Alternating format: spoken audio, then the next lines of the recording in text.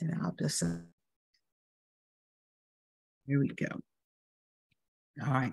Thank you, everyone, for joining us today. I'm Sharon Francis, Business Advisor with the Minority Business Assistance Center, and I'm here along with our Director, Andrea Wilkes, and the rest of our staff, Rosita Torres, Kathy Armstrong-Sapp, Teresa Stevenson, and Helen Tuolde. We are members of the Minority Business Assistance Center and the Incubate Her staff here at the Columbus Urban League.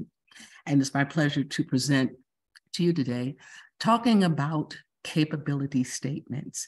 And as I was sharing at the beginning of this session, this is a topic often that comes up in my consultations with our clients, especially those who are seeking to do procurement with the state of Ohio or with the federal government, City of Columbus, Franklin County. Often these entities are looking for a business resume, which is what a capability statement is, in terms of explaining or providing more information about your business and your capacity to fulfill the bid opportunities that are being put forth. So in our agenda today, we're going to deal with what is a capability statement, types of capability statements, let's see, key elements of a statement, basic rules, avoiding mistakes, tips for success, and then we'll go through an activity. Okay. So as I said, a capability statement is your business resume, and it is required in many government registration processes. It can also be a door opener for you to introduce yourself to new agencies.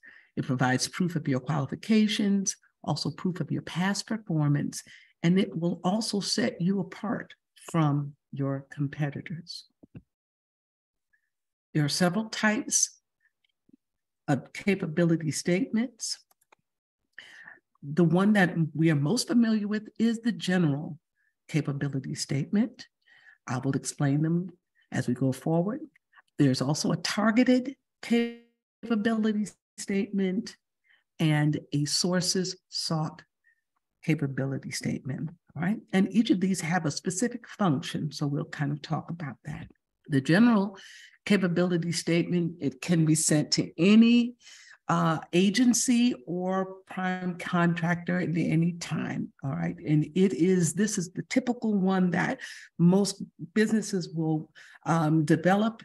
It can be used, as I said, for submitting for procurement opportunities, but also people often post these on their websites. It's just a general statement to kind of give people an overview of your capacity, all right? It is not as effective as a targeted capability statement will be, because that is the more effective because it is specific to whatever is being required or asked for from the agency that you're putting out, you're responding to as far as a bid. For example, if an agency is asking for specific services, say it's for janitorial cleaning services, or maybe something specific like carpet cleaning, they may want to know just specifically about your expertise in that area.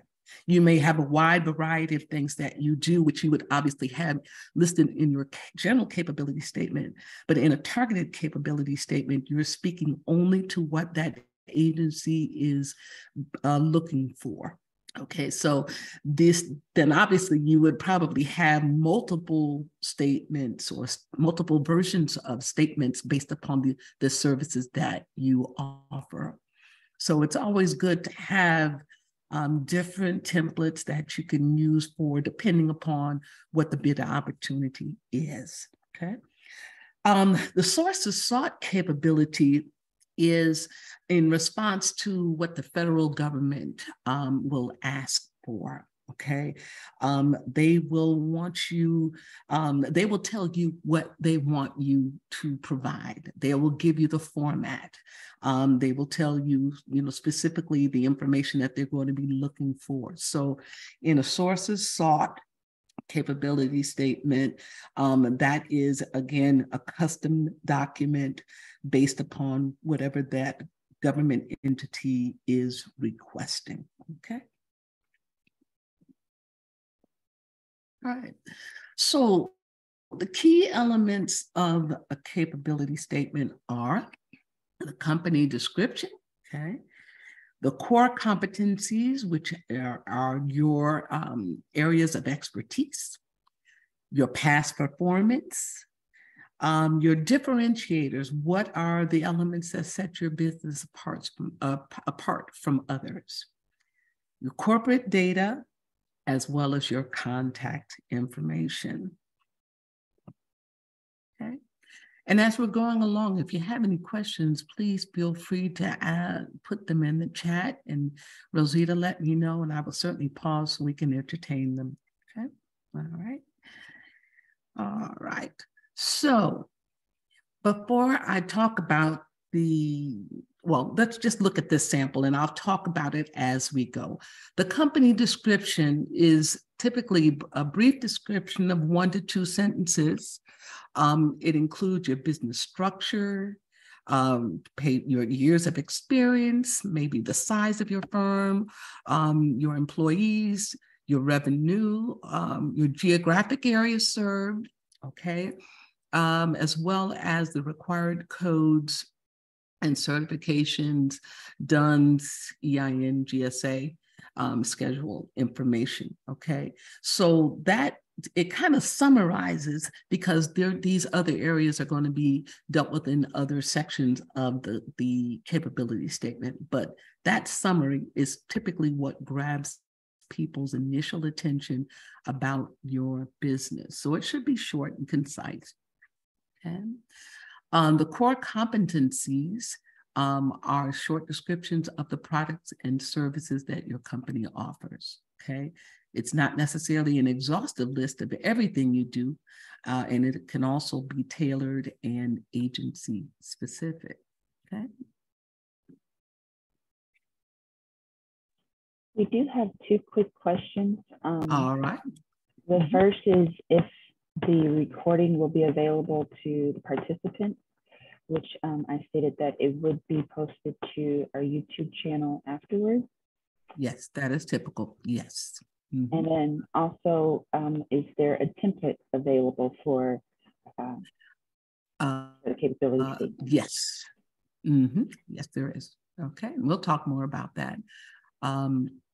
Typically, if you send a request to me for capability statement, I usually will send you the actual presentation as well as some templates. And there's also some additional information that we'll be sharing today about how you can also create your own and customize it for your own personal needs without having to start from scratch. Okay, great. Thank you. Anything else that I need to address at this point? Just those 2 for now. Okay, great. Thank you. Okay. The next portion of the capability statement is the past performance. And this is where you would list your past customers for whom you've done similar work. Okay. Now, you don't want to list unrelated projects. For example, if you're doing a targeted capability statement and it's going for a specific service that you provide, you wouldn't necessarily want to list other services that are unrelated, because that is specific to that service that you provide. In a general one, obviously, you'll be more able to include more of your a variety of the services or products that you provide. Okay, all right. So past performance, that's customers for whom you've done similar work. Okay, and then differentiators. Okay. What makes you different from your competitors and how this benefits the targeted agency? How do you stand out? Okay, so for example, if you have certifications, as a minority business, or as a woman-owned business, or as a small business, you're registered with the SBA. All of those certifications are differentiators. They set you apart from the rest of the general public that may be bidding on opportunities. So you definitely want to highlight that. Because often you'll find that companies or agencies that are seeking bids, they are sometimes targeting or looking for bids, responses that are minority or that are women-owned businesses. So you want to make sure that information is there on that capability statement so that they are able to identify readily that this business meets that requirement.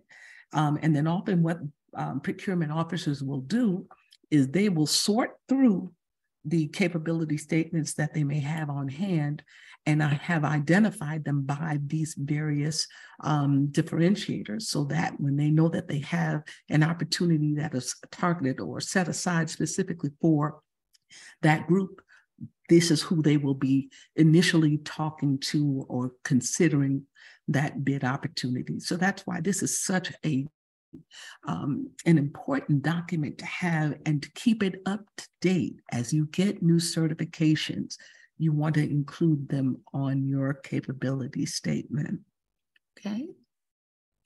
Also, if you've received any awards or if there's anything outstanding about your business, say for instance, there's a specific new process or new product that you had that is not available anywhere else, that's a differentiator, okay?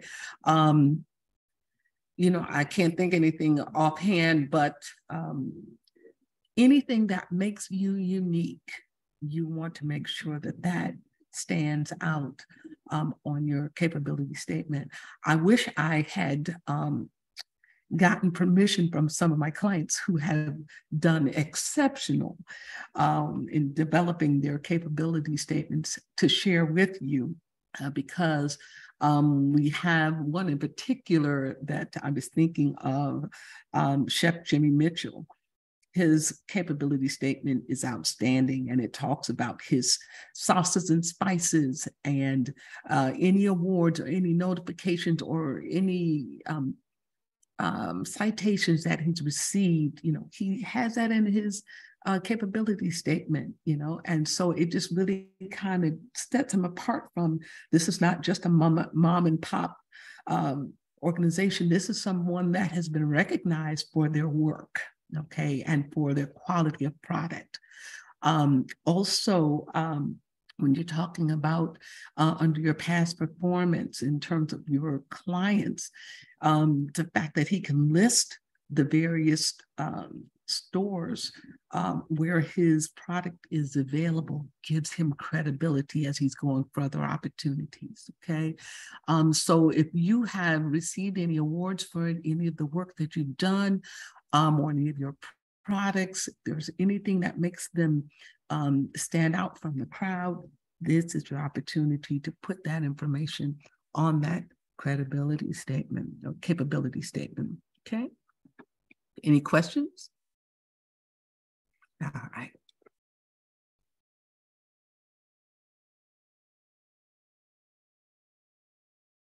Some basic rules to follow, okay?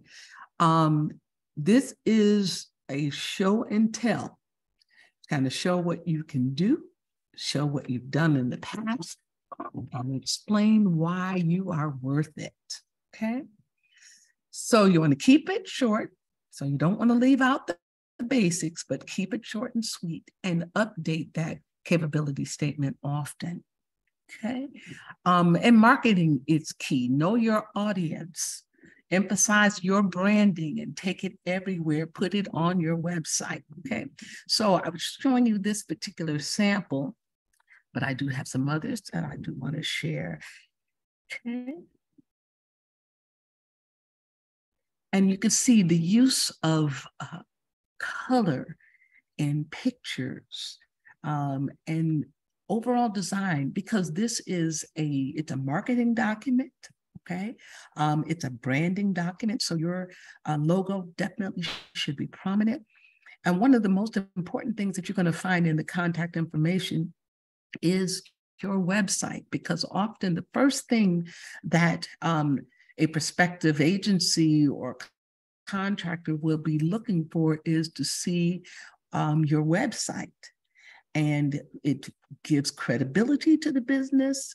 It also gives them a more in-depth view of the products or the services that you provide. So that contact information, having your telephone number and having your email address and your website, that is key. Okay, so that's important. And then, as I said, these small business in this example, these small business designations, their SBA, and notice here, it says a small disadvantaged business, and he puts in parentheses that it's self-certified, which means he hasn't gotten a certification as a disadvantaged business as of yet. Maybe it's in the process of being applied for, but the fact that that is what he is, he states that in that capability statement. If you're a woman business enterprise, okay, but you haven't yet got your certification, you still can list it, okay? But once you get your certification, then you would want to update that to show that, yes, you are certified as a women business enterprise. Same thing as MBE, okay? So this is important, again, to set you apart from the rest of the crowd. Okay, now also notice down here, the NAICS codes, NAICS, okay? That is the set of codes that is generated by the national, and I always, the North American, I forget what it, well as I know this, industry classification, that's what they do. So they have actually created codes based upon the industry associated with whatever service or product that you offer, okay? So you would go to NAICS.com,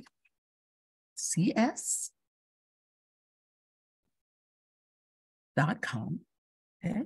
Or you can just put in Google or NAICS code, okay? And this is one of the major sites here to find out what codes would apply for your business, okay? And I am, okay. I had some other examples, but I actually wanted to stop this share and pull up that site so that you could see it. But if someone would please put it in the chat, NAICS.com.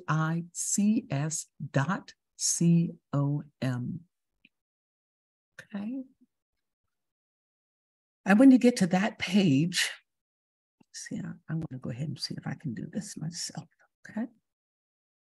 Bear with me a minute. Here we go.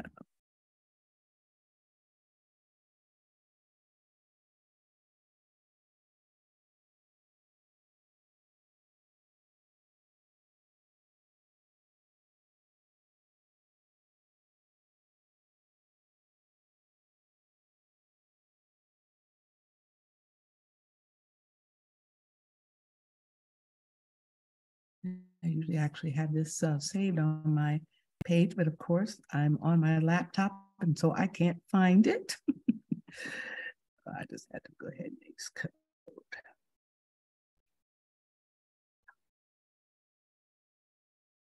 There we go. North American Industry Classification System, okay.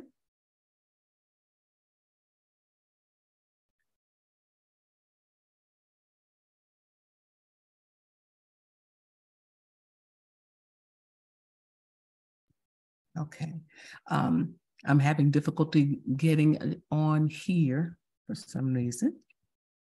That's it. Thank you, Kathy, for putting that in the chat. Okay, but if you go to that website, you will be able to put in the keyword for whatever service or product that you offer for your business, okay? And for example, if you were to put in janitorial.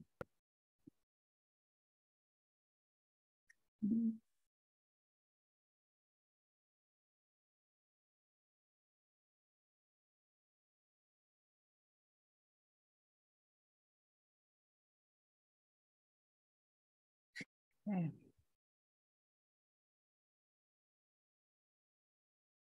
Maybe this is giving me such difficulty.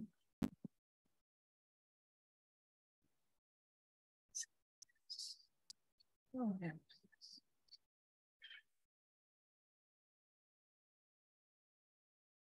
Oh, finally. Okay, I think I got it.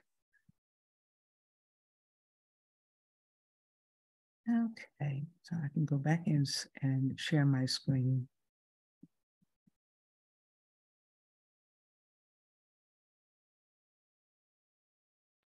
Okay, here we go.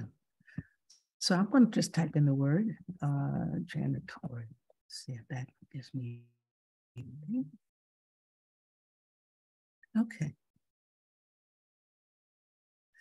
So now you see a list of codes associated with janitorial services, and you can see under there are different codes depending on what specific area of janitorial services.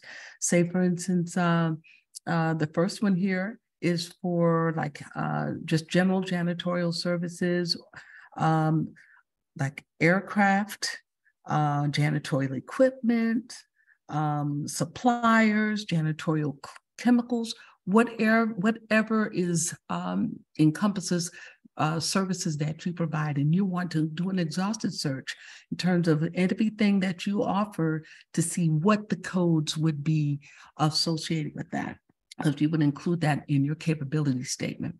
And also, when you are applying for certification as an MBE for the state of Ohio, they're going to require that you put in the codes for the services that you're going to be providing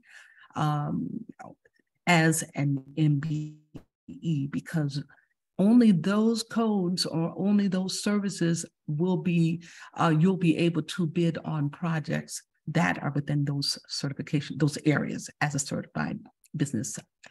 So for example, if you're certified as in janitorial, but you see an opportunity in computers, providing services there, and even though you may provide computer services on the side, you can't apply for or bid on projects that are set aside for MBEs that are only in the computer, because you have only put on your list of services that you provide janitorial.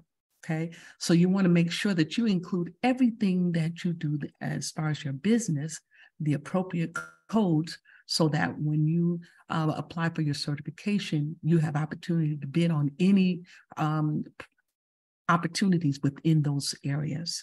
Okay, so it's important to know your NAICS codes. Right.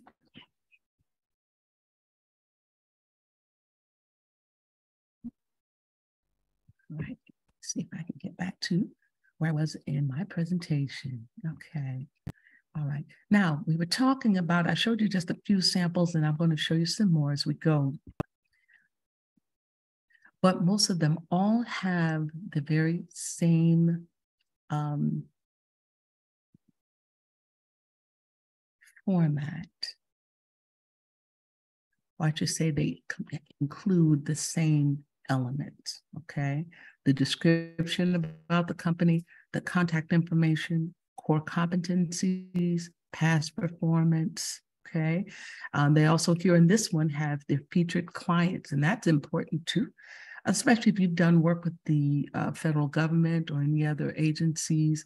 They want to see that, because the procurement officers do keep track, and there is a tracking system on the performance of businesses that have been awarded contracts.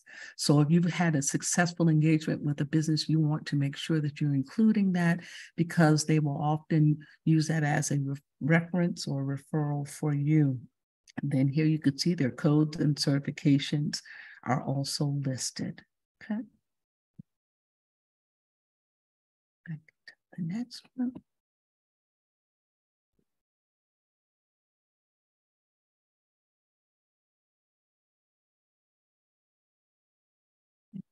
And this is a real simple one. This is for a cleaning service.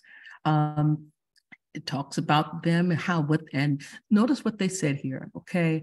Cuff Cleaning Services is a professional cleaning service based in Chesapeake, West Virginia. We specialize in residential and commercial building cleaning, and we can provide waxing services, carpet cleaning, stripping, wet mop, sweeping, and other various services, all in-house. It says our superior services will leave your property looking brand new. We are a family-owned and operated business looking to give back a professional quality service at an affordable price. Contact us today to find out more how we can best assist. So here's a paragraph that tells everything that they do, who they are, the fact that they're family-owned, that they are dedicated to providing quality service at an affordable price. So it's almost like a marketing pitch right there at that entry, that company description on their capability statement, okay? Then of course, you see their core competencies and their differentiators. It wasn't that much. It said we're a minority and veteran-owned business. Didn't say that they were certified. If they had that certification, that would certainly be add more credibility. And if you do have certification with the state of Ohio, they do have logos that you can include on your capability statement, so that gives credibility that yes, not only do I say I'm a minority or veteran-owned business, I've been vetted by the state of Ohio. Okay, so again, that's a plug for getting your business certified. And of course, the Minority Business Assistance Center, that's what we're here to help you do. Okay. So again, this is, like I said, this is very simple, but it's very effective. Okay, as well as being attractive. Okay, all right, I think we talked about that. Yes, as far as formatting your capability statement, it is important to make sure that you have all of the various areas that they are featured, that they're in their segments. Okay. And then also you want to try and limit it to one page. There are some cases where, you may have, like professional services often will be more than one page, and they may go up to 2 pages. Okay. But typically 1 page, because really that first look that procurement officer gets, or that prospective client will see, that's what's going to grab their attention. And as I said about making it visually interesting, you want to use graphics and color. Make sure that you have your brand and your logo sharp and clear. You don't want anything that's fuzzy. You want to put your best foot forward, because that is telling the reader about how you feel about your business, and how you do business, right? So if it looks tacky, that's how they figure you're going to carry out the service. And so you want to be professional in everything that you do.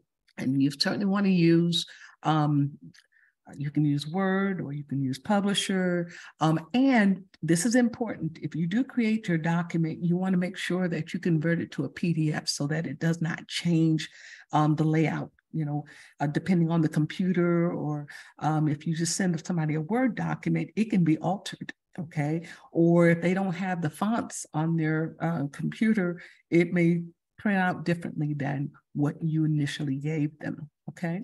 So you want to make sure that you can put it in PDF format so that it will maintain its formatting.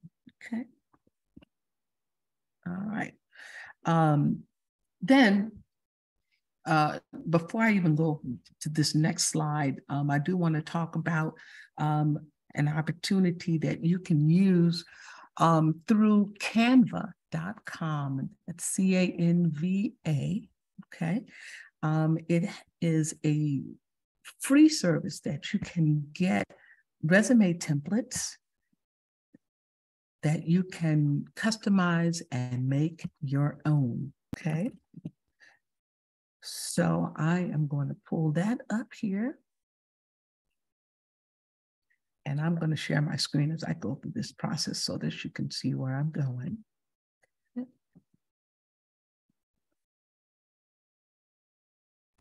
Okay. So I went to canva.com. All right. And as I said, it is free to use. Okay.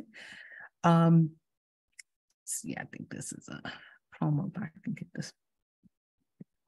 Wait a minute, I can close that promo. Good. All right.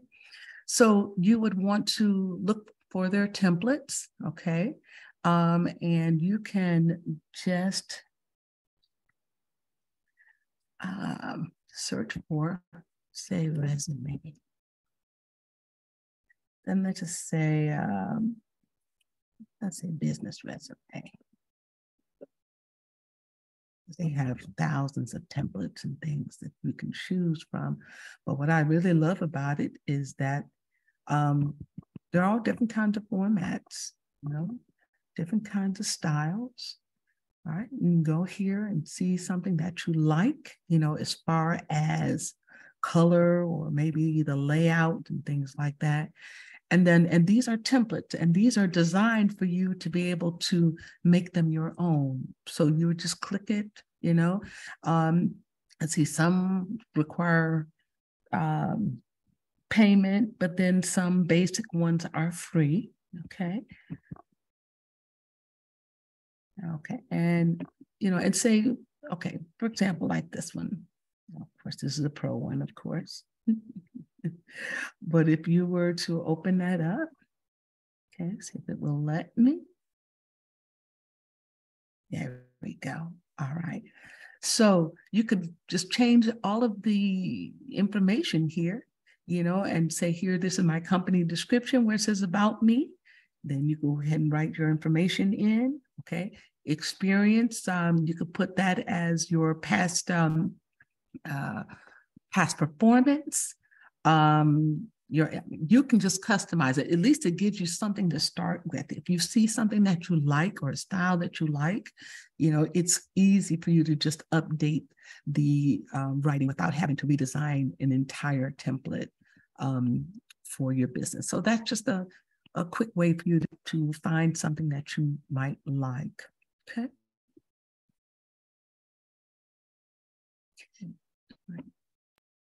All right. So once you do have your capability statement, all right, there's nothing to stop you from reaching out to potential agencies or contractors that you might want to submit your capability statement to. This is a good way to introduce yourself to them. And you would just send an email to them specifically. Don't just do a general shout to multiple people. You want to make it sure that it is specialized. If I'm reaching out to, say, the procurement office for L brands, you know, I have beauty products that I want to be able to offer to see perhaps if they would be interested in contracting, you know, for the services that I provide. Okay, maybe I'll send that email out to L Brands with my capability statement. You know, these are the things that we provide. You know, you might provide a base that they use for, you know, for their candles. Maybe, you know, there's something that you use that you provide for their beauty products that you can offer to them, that you can provide it, you know, for them. And so a lot of these agencies are really trying to do business with minority businesses and women-owned businesses, and they're always trying to reach out and say, can you connect us with, you know, people that have businesses that offer these types of services? Or how do we reach out to these people? Well, this is the way. So if your name is given, you got something that you can send right over, and so they can see who you are, what you have done, and certainly if you've had any certifications. We have a number of opportunities in the construction industry for subcontractors. We have major contractors that are looking for subcontractors in order to handle certain parts of jobs. And so having that capability statement ready that you can present to them when they have these meet and greet or networking events, or if they're asking you to send information, then you can be ready with that capability statement. Okay, Rosita, do we have any more questions in the chat? Not at this time. Okay. So tell me, everybody, what's your thought about that? Is this making sense to you? Is this something that you feel that you can take advantage of? Okay, I see a question. Okay, great, yes. great. We have a question. Do businesses reach out to you asking for referrals? Yes, they do. I'll give you an example. Over the last 2 years, the Columbus Chamber reached out to our office for potential businesses that might be interested in their program. They had a limited number of seats where they were offering 1-year memberships, for businesses that were ready to do business. Okay, and when I say ready to do business, if the business was already established, it already had a presence, it already had a brand, and they wanted to be able to give them an opportunity to network with other chamber members. I mean, that was a huge opportunity. Hopefully they'll do it again next year. So definitely having that capability statement on hand. And then also even in your interaction with our office, because when we have something in hand that we can show someone or that we can send over, that gives you a leg up on somebody who does not. Okay, so I would encourage you, if you have not looked into this process or considered this, you need to get yourself a capability statement developed. And then when you do, certainly send it to us so we can review it for you. And we certainly can critique it for you. We had one business owner I know that sent over, he wanted to have his capability statement updated, and it needed some help. And we were able to, give him some critiques. And if he couldn't do it, then we also could refer him to others who can assist, because we have other clients who provide these kind of editing and branding services and design services that we can connect you with. And he says he got that statement and it opened doors for him for his business. He was a consultant, and being able to put forth a great now new image, it certainly opened up opportunities for contracting for him. So again, this is part of your branding. This is a part of your marketing. Okay. Any other questions as we go? Yes, we've had several questions come in. So first, Jamila would like to know, what if there is a service that you want to offer because you are capable, but may not be offering at that moment? Is there a time that you should have been performing this service already? Well, you always have to start somewhere. Okay. And I think it's certainly, if it's something that you have skill at, okay, you can always cite your expertise. Or like, say, for instance, if you offer a service that you haven't necessarily, if you have the capability of a service that you're not yet providing, but you've had training in it, maybe you've been licensed in it. Okay. All of that, and that's part of your personal experience, but since you are the business, that is also the business's credibility. Okay. So if you're offering or you have that ability, that is something that you want to include. And perhaps what you may want to do is have a separate capability statement just for that, that line of business. Okay. So say, for instance, you do, and I know I keep picking on janitorial, I'm just doing it. Say you're doing janitorial, but you have, say, home health care expertise. It's not related at all. I wouldn't put that on a janitorial capability statement, okay? But there's nothing to stop you from having your own for your home health care expertise, okay? And then maybe you may not have any direct clients, but if you work for other agencies or if you have licensure in certain areas and you can provide these types of, put that on that statement because that's how you're going to get customers, okay? If you've done volunteer services at other entities, I mean, you can use that. That's a past reference. That's past performance, okay? Absolutely. People. Right. Go ahead. Sorry, go ahead. I was going to say, I know that there are nurses, there are professional nurses who actually volunteer at their churches. Don't you know that that is a credible reference that you can use and include as far as your expertise? If you serve on the Nurses Guild at so and so and so and so, these are the type of things that a lot of times we don't know how to frame all of the skills or past experiences that we've had. Okay, so this is an opportunity for you. Okay, any more? So from Tanisha, how do we get our businesses on that referral list? Get that capability statement into me. Yeah. All right. That's a simple answer. That's how we do it. That's how we do it. We're going to be doing another professional services networking event as we did a couple of weeks ago. Well, I should say it's been over a month ago. We did this last month. And we definitely want to expand that opportunity for the businesses who offer services that are in that area. Okay, there'll be other opportunities for networking in specific trades as well. Okay, so the more information that you have about your business or the services that you offer, the easier it is for us to be able to incorporate that or to even share that information with others.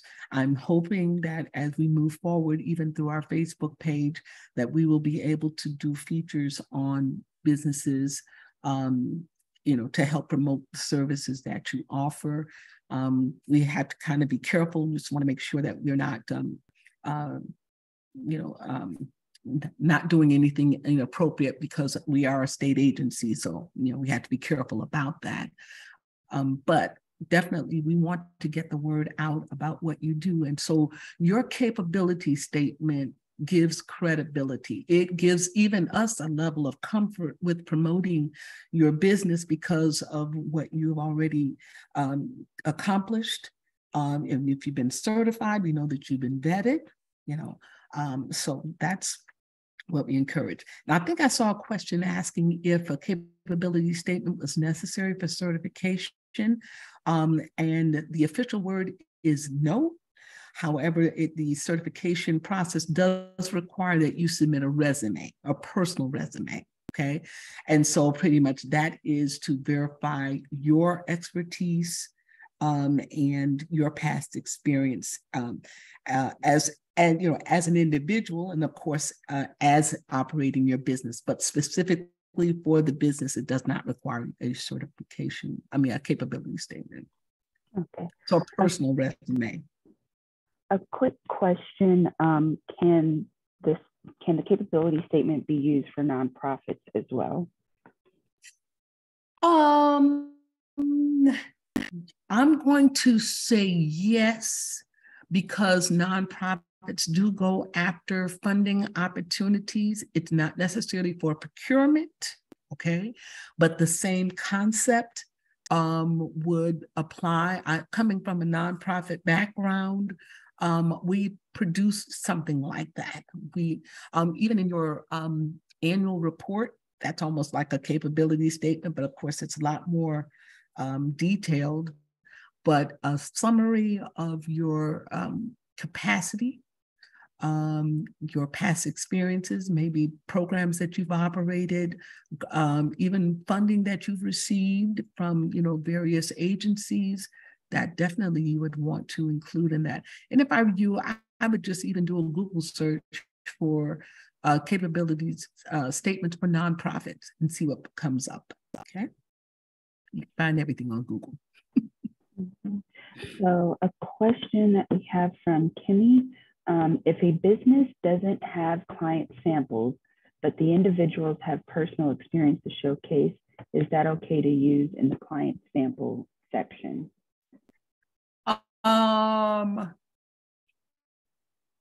I wouldn't necessarily put it in the clients section, because if you haven't had any clients, then you don't want to give the impression that you have. So that, we want to be truthful in that statement, because if somebody asks you, you don't want to stand there with egg on your face. But I think in your company description, okay, where you kind of talk about that past experience and because that is where you would put under the company description, put in the information about you as the business owner. Okay, because that's what gives credibility for the business, particularly as it's in its startup phase. It's going to be based upon your personal experience and your personal, achievements. Okay. Does that answer that question? And I believe that is the end of the quote. Yep. Okay. And that's the end of our questions. Fantastic. Listen, I hope that you all have gotten something out of this session. And if you're not already a client of the Minority Business Assistance Center, we will certainly encourage you to do so. Yes, and you will get a copy of this presentation and the recording. Okay, we will send that out to you. If not today, you'll get it tomorrow. Okay. Are there anything? Oh, we've got some upcoming classes that we want to tell you about. Next week, Director Wilkes will be teaching on, I just drew a blank. Pitching your business. Pitching. There we go. Yes. Pitching your business. Okay. And again, this all goes hand in hand. Okay. Because as you are preparing for procurement opportunities, you do need to know how to be able to introduce yourself to the procurement officer, whether it's over the phone or it's in person, or if it's at a networking event, in the elevator. If somebody is to ask you, oh, what do you do? Well, you can tell them, you got 30 seconds to give them the spiel about who you are and what you do, and about your business. So it's important to have a solid pitch. All right. And so she is going to teach on that. Then on the 29th, I believe we'll be doing a certification boot camp down at our office in Athens, Ohio, at the Ohio University Innovation Center. So if you're in that area, please join us. And then we will also be doing a certification boot camp. I believe we do have coming up in next month. Am I correct, Kathy or Rosita? Locally? Yes, that is correct. Yes, correct. All right then. So please keep an eye out for your weekly blog.